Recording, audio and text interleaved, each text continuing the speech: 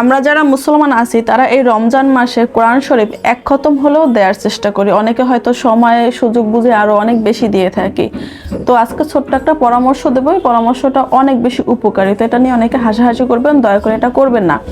আপনারা যারা কোরআন শরীফ পড়বেন, শুরু থেকে কোরআন শরীফের সাথে 1 বোতল পানি নিয়ে নেবেন। এই পানি বোতলের কাজ হচ্ছে আপনি যতটুকু প্রতিদিন তেলাওয়াত করবেন, 2 লাইন 3 লাইন 5 পৃষ্ঠা 10 পৃষ্ঠা যাই পড়েন না কেন, পড়ার শেষে আপনি কারোর সাথে কোনো কথা বলবেন না। প্রথমেই আপনি কোরআন শরীফটা বন্ধ করে বোতলের মুখটা খুলে সেখানে 3 বার ফু দেবেন। ঠিক এইভাবে কোরআন শরীফটা খতম দেওয়ার আগ পর্যন্ত এই বোতলে ফু দিয়ে সেই পানিটা সংগ্রহ করে রাখবেন। আর এই পানিটা যদি সংরক্ষণ করে রাখতে পারেন তাহলে আপনার অনেক কাজে আসবে, অনেক রোগ প্রতিরোধে কাজ দেবে। অনেক সময় বাচ্চাদের পেটে ব্যথা হয়, অনেক সময় দেখা যায় মহিলাদের পেটের মধ্যে ব্যথা হয়, বদ নজর, জিন ভূত এই কাজে বা ইত্যাদি ইত্যাদি আরো অনেক কাজে বা এই পানিটা যদি আপনি ব্যবহার করেন তাহলে অনেক উপকার পাবেন। কারণ এটা আমি নিজে প্রমাণিত, এই কাজটা আমি নিজেই করি আর আমার বাসায় এখনো এই পানিটা রাখা আছে। তো আপনারাও দয়া করে, যারা উপহাস করেন তারাও দয়া করে একবার হলেও ট্রাই করে দেখবেন। কারণ আমাদের কোরআনের উপরে আর কোনো ওষুধ নাই ভাই, কোরআনের উপরে আর কোনো বিজ্ঞান নাই।